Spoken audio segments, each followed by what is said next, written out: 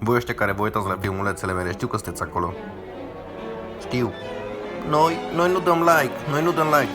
Și de ce? Pentru că sunteți niște bulangii. Biserica măsii drachiuși de toate cine o mai bea. Auleu, ia uite băi frate, mă duc într-o parte. Băi bulangiilor, mamă ce le fac, hopa sus. Băi bulangiilor, care ați dat mă cu mingea nevastă mea, a? O să trag un pârț silențios. Opa, scuze. Tati, de ăștia mă ocup eu! Vă sparg să moară mama! I am a hero! Tati, man down! Ești prost ca măt, dar m-a alunecat. Bă, fii atent că mi-e rău să moară mama! Băi!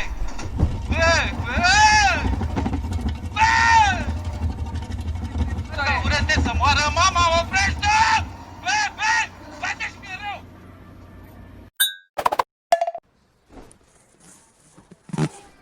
Să zic? Muie Dragnea!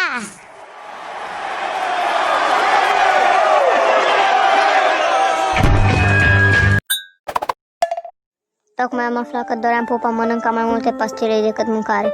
Nu mai are niciun sens viața. Hâți.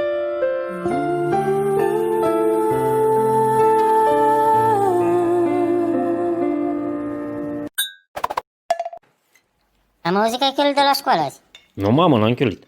Bă, sigur n-ai cheltuit, să nu mă minți, da? E, dar cum să mint? Ia zi, cum a fost la matematică?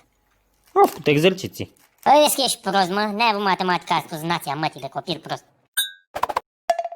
Bă, tu ai luat salariu? Nu. Cum mă nu? Nu, mă. Bă, n-ai luat mă salariu? Nu. Haide, bă, dă și mie 10. Nu. Dă, Nu. Bă, Nu. dă și mie 10 lei, nu fi... Nu. Bă, dă mă, bă. Nu. Alino, a venit ursulețul tău acasă, Alino. Bă, că mi-ești bărbasul, bă. Bă, este mă, ce-s bărbasul, bă? Bă, care ești, mă, acolo, bă?